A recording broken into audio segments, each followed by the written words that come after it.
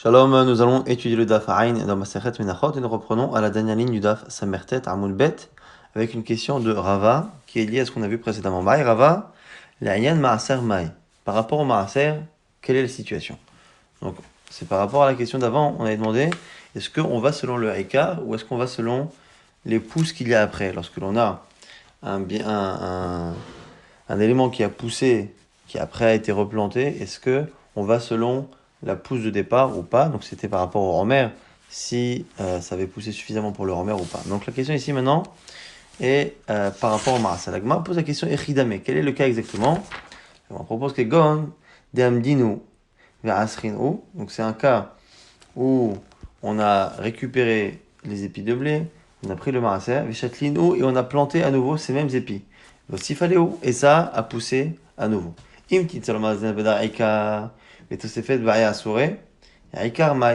tu me dis qu'il faut prélever pour toute la quantité qui a poussé après, que fait-on de la quantité de départ qui est toujours présente et qui a déjà été prélevée? Est-ce qu'on doit prélever pour toute la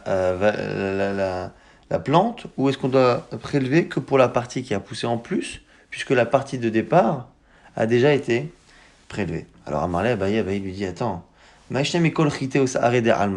lui dit mais quelle différence avec toutes les récoltes qui à chaque fois sont issues de la récolte précédente? Alors on va dire Amarle, d'abord chez ça Okale Lomi Variali. Il dit moi je ne me pose pas la question par rapport aux espèces qui lorsque l'on fait pousser à partir d'anciennes graines, eh bien la graine disparaît complètement et n'est plus visible. Ça je ne me pose pas la question. Et là, la question que je vous pose ici, d'avar chez Enza Okale Mai. Dans le cas où la partie que l'on a prélevée existe, est encore présente devant nous, elle ne disparaît pas. Parce que là, ici, on parle d'épis que l'on a plantés entiers. C'est-à-dire qu'on n'a pas enlevé les graines et qu'on a planté les graines qui se décomposent, on a planté les épis en entier. La Gemara dit, mais ça aussi, Tifshot là, de Amar Rabbi Yitzhak, Amar Rabbi Yochanan, il y a une halakha de Rabbi Yochanan qui semble répondre à ta question. Batsal, Shitikno Uzrao, Mit'aser, les fikulo. On a ici batsal, donc on a des oignons.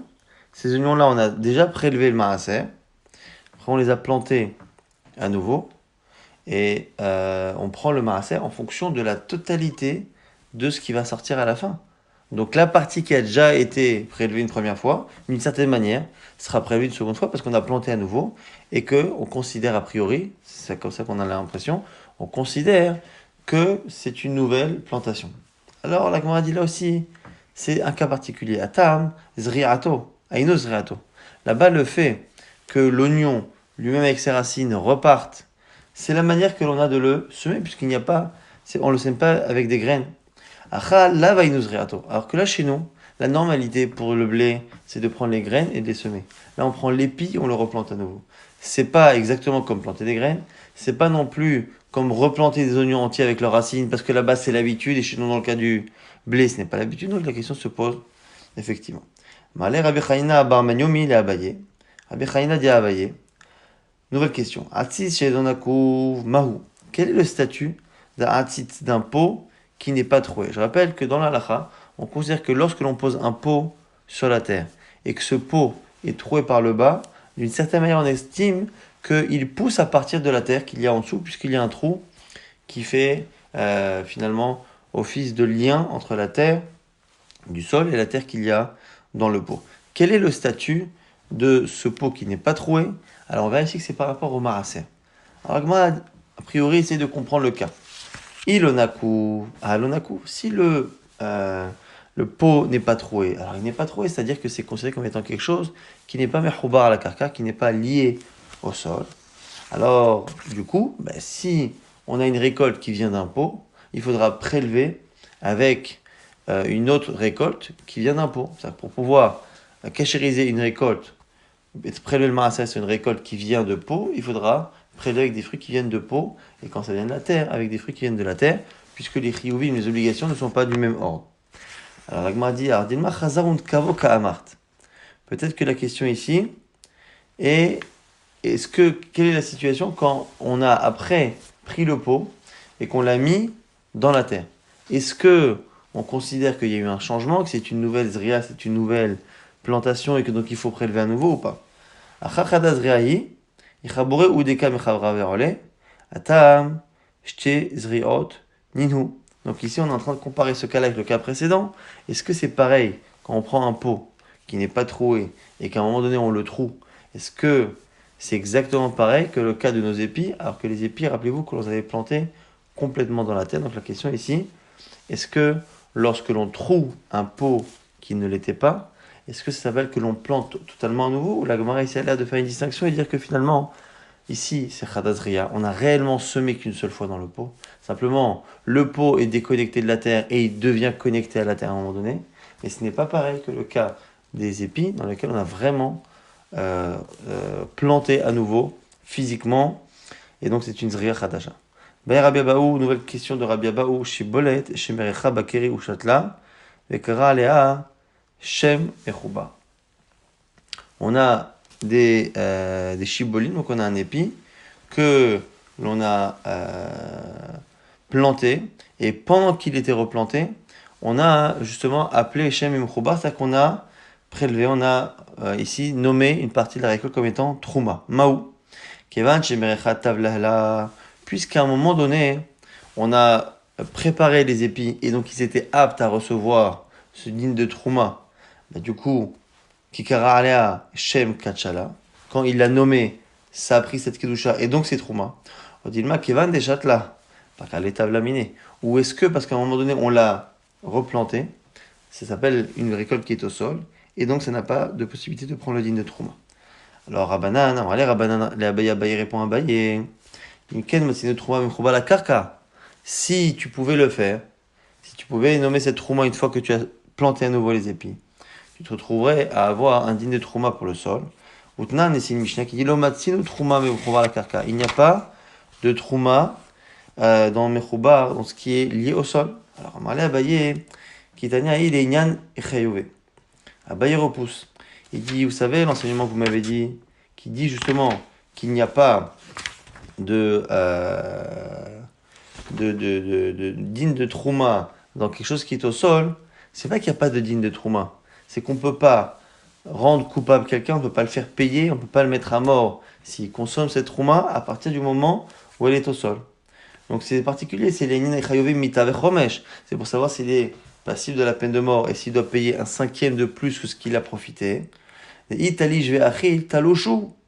Parce que si, en fait, il coupe et qu'il mange, là, à ce moment-là, il est chayav. Vegachin ve'achil, c'est simplement parce que la personne consomme une récolte de trouma, ce qui est interdit. Il le consomme alors qu'elle est au sol, elle est encore dans les épis. À ce moment-là, batlada tot sel kol adam, ce n'est pas la manière de manger, de directement manger comme un animal, finalement, qui broute les feuilles d'un arbre. Celui qui ferait ça, comme il a une manière de consommer qui n'est pas du tout la manière normale. Or, la Torah a parlé de Achila, et quand elle parle de Achila, c'est une manière classique.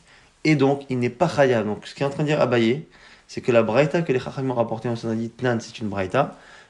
Cette Braïta que les Chachamim va apporter ne répond pas à notre question. On peut très bien imaginer que l'on pourrait donner un statut de Trouma à quelque chose qui est au sol, une fois qu'on l'a replanté, on parle de quelque chose qui a pu avoir un digne de Trouma, qu'on a replanté à nouveau. On peut très bien imaginer que ça devient de la Trouma. Et la Braïta qui dit qu'on ne peut pas avoir de trouma dans quelque chose qui est au sol, c'est par rapport au chiyuvim, à la gravité du fait de la consommer. On ne peut pas appliquer les sanctions.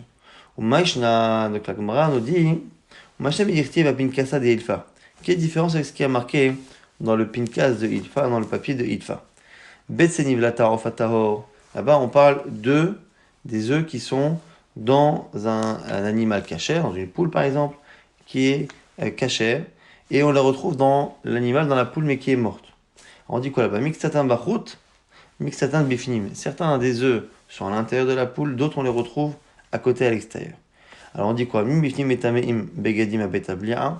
Ceux qui sont à l'intérieur de la poule ont le même statut que la poule, et donc la poule est nevela, c'est un animal mort, et donc pareil pour les œufs, c'est comme de la chair de l'animal, et celui qui en consommerait deviendrait tamé, impur. Bachutz en metamim begadim abetablia. À l'extérieur, c'est pas metamé abetablia. Donc tu vois bien ici que même si les œufs qui sont à l'intérieur de la poule morte, normalement, on ne les mange pas. C'est pas une manière normale de manger. Et pourtant, on voit que la personne qui consomme est metamé abetablia. Donc dis pareil pour Trouma. que finalement, qu'on le mange au sol ou qu'on le mange arraché, c'est pareil. Et donc si on a dit qu'il n'y a pas de trou dans une récolte qui est au sol, c'est pas par rapport à la sanction, mais c'est par rapport au statut. Agma dit non. Talouche avide inche de achleachi, bimchouba lo avde inche. L'agma dit non, non, non. On peut consommer quelque chose qui est enlevé et on peut consommer parfois ces œufs-là qui sont dans la poule qui est morte, mais par contre, consommer une récolte quand elle est encore dans les épis, ça n'existe pas. Amarat Yobimba, Kisna Amar Shmuel, on cite une halakha de Shmuel, Azora Kilaim Be'ati Shenonakuv Aso. Celui qui sème des mélanges interdits, comme la vigne et le blé, dans un pot, c'est Aso. Alors, le issur de la Torah, il est de planter deux espèces différentes, donc par exemple le blé et la vigne. Ici, on nous dit que quand il le fait dans un pot, c'est Aso. Alors, si on dit Aso, ça veut dire que c'est pas chayav, c'est-à-dire qu'il n'est pas passible de sanction, c'est-à-dire que c'est pas Aso du point de vue de la Torah, mais Aso que par les sages. Et Abaye ici fait une déduction. Amar Abaye, Yashmenan loke makat mardut midarabanan shapir. La seule manière pour moi de comprendre cet enseignement de Shmuel, c'est d'imaginer qu'il vient nous parler d'une sanction d'Erabanan, des sages. Pourquoi? Parce qu'il va expliquer tout de suite que le fait que ce soit pas interdit par la Torah, on le sait, le fait que ce soit interdit par les sages, on le sait. Donc s'il vient répéter et dire que c'est Asro midarabanan, il n'y a aucun chidouche, aucune nouveauté, si ce n'est qu'il ne vient pas parler de l'interdit des sages, mais de la sanction des sages. Pourquoi? Il a son mec à Mashmalan. Si c'est pour dire que c'est interdit, qu'est-ce qu'il m'apprend? Les midarabanan aviazria, que du point de vue des sages, ça s'appelle qu'on a semé. Tanina, on le sait dans une Mishnah. Taram min shenonakuv al hanakuv truma vers veitrom. Celui qui a justement deux récoltes, une récolte en pot et une récolte qui n'est pas dans un pot, plutôt qui est dans un pot qui est troué, et si il a pris donc de ceux qui n'étaient pas troués pour prélever ce qui était troué, qu'est-ce qu'on nous dit là-bas? C'est une trouma vers veitrom, et il devra à nouveau prélever quand même de la trouma. C'est-à-dire que Minatora, ça n'a pas marché, mais Midarabanan, c'est une trouma. Donc on voit bien que ce qui est dans un pot, d'une certaine manière, pas Minatora, mais en tout cas Midarabanan, c'est un statut de quelque chose qui a été planté. Et donc, si c'est le cas par rapport à trouma, c'est a priori le cas par rapport à Kilaïm. Donc il est évident qu'on n'a pas le droit de semer dans un pot des Kilaïm. Donc forcément, s'il a dit Assour, c'est mieux nous apprendre que finalement c'était Chayav Makat Mardout, c'est que les sages ont imposé que l'on donne des coups à la personne, non pas Minatora, mais Minarabanan. Nouvelle Mishnah, Achetin, Ve'aseorin, Ve'akusmin, Ve'ashibolet Shual, Ve'ashifon, Arelu Chayavin, Bechala. On nous explique ici que les 5 espèces que la Torah considère toujours par rapport aux mitzvot qu'on verra, par rapport à Chala, par rapport au Chametz, ces 5 espèces-là, Arelu Chayavim Bechala, sont Chayavim de Chala. L'Agma expliquera la définition de chacune. Mistafim Zimze, et ils s'additionnent les deux, enfin les 5 a priori, par rapport au shiur de Chala, même si on verra dans la Gemara qu'en réalité, ce n'est pas chacun des 5 qui peut s'additionner avec chacun des autres. Il y a plus ou moins des familles. La Sorim Bechadash, et donc ces 5 espèces ont en commun d'être interdites Bechadash, c'est-à-dire qu'on ne peut pas consommer une nouvelle récolte, Milifne en mer avant leur mer, ou Milik Tzor, Milifne à Pessah, et on ne peut pas non plus les récolter avant Pessah, qui est donc la veille du Romer. La Gemara expliquera la distinction qu'il y a entre les deux. Imishrishu Kodem la Romer Matiran. Ces espèces-là, tant qu'elles ont pris racine avant le Romer, eh bien le Romer va autoriser cette récolte-là. Veimlav, sinon, c'est considéré comme la récolte de l'année suivante, et donc il faudra attendre le Romer suivant. Asurim, Ashavo, Romer Abba, ils sont interdits jusqu'au Romer suivant. La Gemara nous dit Tana Kusmin Minachitin. Kusmin, ce qu'on appelle Kusmin, fait partie de la famille des chitim du blé. Shibolet Shu'al, qu'on va définir dans quelques instants, Veshifon et Shifon, Mitsorim, sont de la même famille que l'orge. Et donc c'est par rapport à ce qu'on a dit tout à l'heure, c'est-à-dire qu'il y a des additions que l'on peut avoir pour arriver à certaines quantités par rapport à Chala, par rapport à d'autres mitzvot, et celles qui s'additionnent, c'est Kusmin et Chitin. On verra tout de suite que Kusmin, c'est l'épeautre, donc l'épeautre et le blé sont la même famille, et les 3 autres, Shibolet Shu'al, Shifon et Seorim, donc l'orge, le seigle et l'avoine, sont finalement de la même famille. Alors on précise ici, Kusmin, c'est Goulba. Donc Kusmin, c'est Goulba, donc en araméen ça leur parle, mais nous non. Donc ici, Kusmin et Goulba, c'est l'épeautre. Shifon, en araméen c'est Dishra, et nous on dit que c'est le seigle, et shibolet shu'al, on dit que si shibolet ta'ala, c'est l'avoine. Donc on a dit, l'avoine, le seigle et l'orge sont la même racine, l'épeautre étant de la même famille que le blé. Et la Gemara nous dit que si on a fait cette liste-là, c'est pour nous dire qu'il y a d'autres espèces ressemblantes qui n'en font pas partie. Han et Ein, cela oui. Mais par contre, Orez Vedochan, l'eau. Orez Vedochan, c'est le riz et le millet, en tout cas selon Tosfot, c'est comme ça qu'on définit souvent. Et ce sont très souvent les deux que l'on associe ensemble pour les exclure, ou pas selon certains, parce qu'il y a Rabbi Yochanan ben Nouri dans Psachim qui dit que ça fait partie du blé, mais en tout cas, Orez Vedochan, a priori, ne font pas partie de cette liste-là. Alors Agma dit Menan et Milé. D'où savons-nous que finalement ce sont ces 5 espèces-là qui sont chayim de chala et pas les autres? Amar Resh Lakish nous dit Atia lechem lechem imatza. Le chiyuv de matzah est marqué avec le mot lechem et le chiyuv de chala également. Alors du coup on associe les deux, c'est la même définition. Atia lechem lechem imatza. Ktivacha vaya bacholchem milechem haaretz. Marqué lorsque vous mangerez le pain de la terre, vous prélèverez la chala.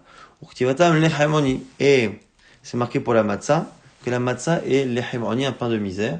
Et donc on imagine qu'ils se définissent de la même manière, que de la même manière que le pain pour la matzah sont les 5 espèces, pareil le pain pour le chiyuv de chala. Donc m'a dit, mais attends, et pour la matzah, d'où savons-nous que ce sont ces 5 espèces, ni plus ni moins? Tam goufa menalan, et là-bas d'où on le sait? Amar Resh Lakish, vechentana de Rabbi Shmuel. Resh Lakish et au Betamidrash Rabbi Shmuel on disait, vechentana de Rabbi Eliezer ben Yaakov, pareil au Betamidrash Rabbi Eliezer ben Yaakov, amakra l'otochal alav chametz. Pour la matzah, on la prend de l'interdit du chametz. Tu ne mangeras pas de chametz. Et après, c'est marqué juste après, shirat yamim tochal alav matzot lachaimoni. Sur le chametz, tu mangeras pendant 7 jours le pain de misère. De là, on apprend que la définition du pain de misère est liée à la définition du chametz. Et donc, dvarim aba'im lidei chimutz, les choses qui peuvent finalement fermenter. Adam Yotsebaini de Chouato me Pesach. C'est de lui que tu pourras faire la misère de l'Echemoni, du pain de misère qui est la matzah. Et là l'idée, Sichon, et donc ça exclut 2 espèces ressemblantes techniquement, le blé et le millet qui ressemblent aux 5 espèces, mais qui lorsqu'on les laisse dans l'eau, non pas, leur farine reste dans l'eau, n'ont pas tendance à fermenter, à s'améliorer, à gonfler, mais au contraire, l'eau a tendance plutôt à les abîmer. Et donc du coup on apprend finalement que c'est le issour de chametz, la définition du chametz, donc les 5 espèces qui fermentent, qui définit ce avec quoi je peux faire une matzah, et puisque la matzah est appelée lechem, c'est comme ça que je vais apprendre également que le chiyuv de chala qui est marqué là-bas lechem est défini par ces 5 mêmes espèces. On avait dit dans la Mishnah comme mistafim zeimze qu'elles sont additionnables. Alors la matana tevoa ve'akmachim ve'abetsekot mistafim zeimze. Dans le même genre la Braïta nous dit que la récolte, les grains eux-mêmes, kmachim, la farine, et la betsekot et de la pâte, mistafim zeimze, peuvent s'additionner pour arriver à une certaine quantité. On va dire la meïcheta. Par rapport à quel halakha, on a besoin de savoir si quand on a une boule faite de farine, de pâte et de grains, on va compter le tout comme étant une seule entité homogène pour une halakha. La meïcheta pour quel halakha? Marav Kana, Yanyan Chadash. Rav Kana propose de dire par rapport au Issour Chadash.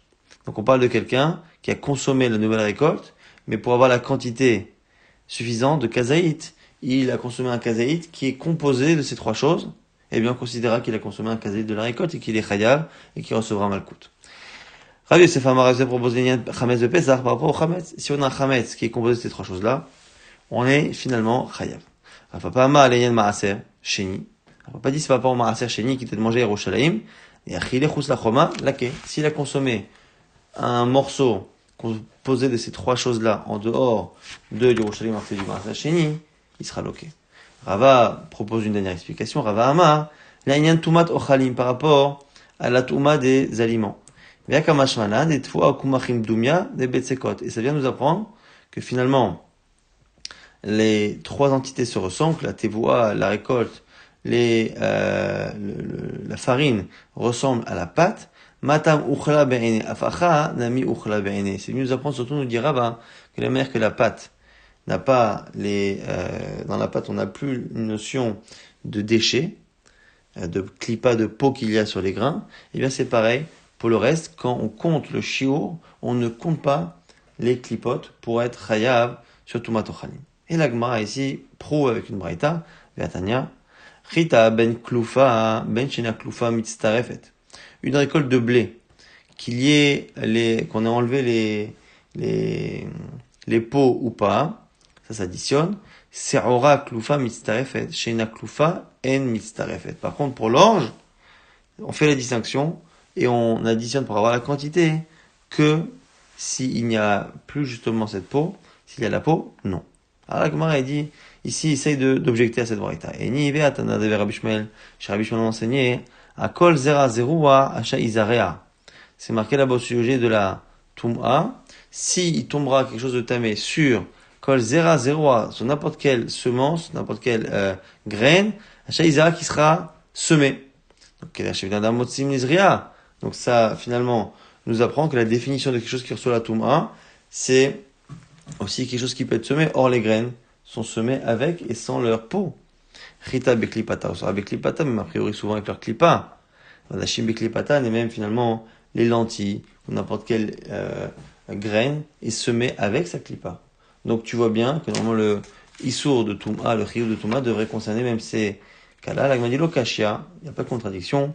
Ha belachot, ha beiveshot. Ça dépend si les graines sont sèches ou si elles sont encore fraîches. Si elles sont fraîches, effectivement, on a tendance à laisser la peau. Si par contre elles sont sèches, à ce moment-là, la peau commence à être gênante. Et à ce moment-là, on ne pourra pas compter le chiyuv de quantité pour la touma que si il n'y a plus cette peau. La sorim bechadash milifne aromer, on avait dit dans la Mishnah que ces 5 espèces ont le point commun d'être interdites à la consommation quand elles sont nouvelles dans la nouvelle récolte, jusqu'au romer, et interdit à la tirage qu'à Pessah. Minan emile, d'où savons-nous justement que le Issour Chadash concerne ces 5. Amar Resh Lakish, Atza lechem lechem imatza. Le mot lechem qui est marqué dans matzah, comme on a vu tout à l'heure, est également marqué pendant la kolve. Lechem et kali v'karmel otochelu ad atzma yomazeh. Le lechem, le pain, kali, les graines grillées, vecharmel et les graines fraîches ne seront pas consommées jusqu'au milieu de ce jour-là, qui est le jour de la hava du Minchat Haromer. Et donc on voit que lechem, c'est forcément les 5 espèces. Maintenant, la suite, Belixol Ifna Pessah. On a dit on ne pouvait pas la récolter avant Pessah. On a dit Menan Emile, nous savons ça. Amar Rabbi Yochanan, Reshit, Mechala, là aussi. Le fait qu'elle soit consommée par cet interdit-là, c'est par rapport à l'expression Reshit. On voit que il faut qu'il y ait un Reshit qui est Tsirechem, le début d'une récolte qui attendra justement Pessah. Le début de cette récolte, on voit qu'on ne peut pas récolter avant. Comme c'est marqué aussi Réchit par rapport à Chala, comme la Chala est composée des 5 espèces, pareil, pour l'interdit de récolter une récolte avant le romer. Maintenant, la Gemara dit, Maï Kodem la romer. On a dit, justement, que ces 5 espèces étaient inconsommables avant le romer. Mais avant le romer, quel moment du romer? Et on reprend une marque qu'on a déjà vu quelques jours, avec d'autres avis et une expression un peu différente. Rabbi Yonama, Kodem Tzirata romer. Selon Rabbi Yonah, c'est la Ketzira du romer. C'est le fait de récolter l'orge pour le romer, donc qui se fait le soir, la veille au soir, et donc à la sortie du premier jour de Pessah. Rabbi Yossi bar Zavda Amar lui dit Kodem Avaat à romer. Lui dit l'interdit, il va jusqu'à la Avaat du romer, jusqu'à ce qu'on amène le romer. Donc c'est le lendemain, dans la journée, on a dit en général avant Chatzot, mais en tout cas le lendemain dans la journée. Est-ce que c'est directement le soir ou le matin? Tnan, la Gemara reprend notre Mishnah. On a dit dans la Mishnah Sorim Bechadash, Lifna Omer Velixor Lifna Pesach. On n'a pas le droit de consommer la nouvelle récolte avant le Omer et de la récolter avant Pesach. La Gemara dit Bishlam Alemanda Amar Kodem Avata Omer. Je comprends dans la marque qu'on vient de voir celui qui dit que l'interdit de la consommation va jusqu'au moment où on apporte le Omer, donc jusqu'au lendemain, jusqu'à la journée du 16. Aïnou, dès lors qu'arrive les roues. Je comprends du coup pourquoi on a fait une distinction. On a dit l'actira, la récolte jusqu'à Pessah et la consommation jusqu'à au moment du romer, parce que c'est le lendemain dans la journée. Mais si on dit finalement que quand on parle du romer, c'est la veille au soir, c'est la sortie de Pessah, ce sera pareil pour l'actira, on va pas être côtière pendant le jour de Pessah, donc c'est forcément le soir, après la sortie. Les madame Kodem Ksirata Romer, on aurait dû mélanger, mettre ensemble Asurim Bechadash Velixor. On aurait dû dire qu'on ne peut pas toucher à la récolte, ni la couper, ni la consommer dans ces 5 espèces, jusqu'à Pessah. Et donc on aurait compris qu'à la sortie de Pessah, eh bien comme on sort de Pessah et que c'est le moment de Tirata Omer, eh bien ça devient autorisé de récolter et en même temps de consommer cette récolte. Pourquoi avoir distingué la achila, la consommation, de la ktira, de la récolte? Et là, itma, asefa itma. Là, il m'a dit, alors on s'est trompé.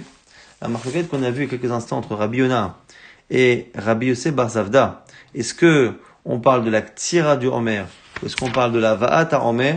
Finalement, on est hors sujet. Ça ne parle pas de cette partie de la Mishnah, mais de la suite. Et la itmar, s'il y a eu cette marloquette-là, asefa itmar sur la fin, et mishrishu kodem la Homer, si ça a pris racine avant le Homer martiran. Donc on reprend la suite de la Mishnah qui avait dit que comment on sait si une récolte qui n'est pas terminée fait partie de la récolte de l'année en cours et sera autorisée par le Homer qui arrive, ou fait partie de la récolte de l'année suivante, quand on a semé ça quelque temps avant Pessah, eh bien on a dit, ça dépend si ça a pris racine avant le Homer. Mais avant le Homer, c'est quel moment le Homer? La ktira, le soir quand on récolte, ou le matin ou dans la journée, quand on apporte la mincha. Et donc c'est ça la marloquette. Maï kodem le Homer, c'est quoi avant le Homer? Rabbi Yona Amar, kodem avatar Homer. Rabbi Yona dit c'est avant le fait d'amener le Homer. Rabbi Yossé Bar Zavda Homer.